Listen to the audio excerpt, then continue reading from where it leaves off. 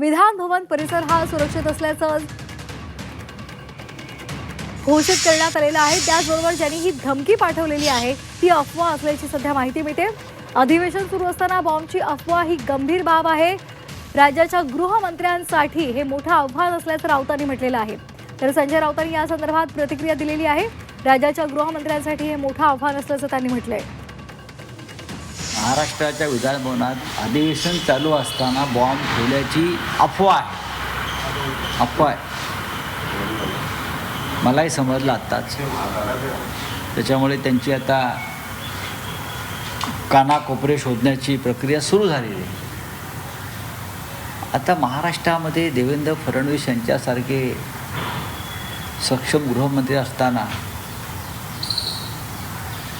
मला असं वाटत नाही की विधानभवनामध्ये कोणी बॉम्ब ठेवण्याचं धाडस ठेवतं। पण नुसती अफवा जरी पसरली असेल की बॉम्ब ठेवलाय कोणी फोन करतोय बॉम्ब ठेवल्याचा, तर राज्याच्या गृहमंत्र्यांसाठी आव्हान आहे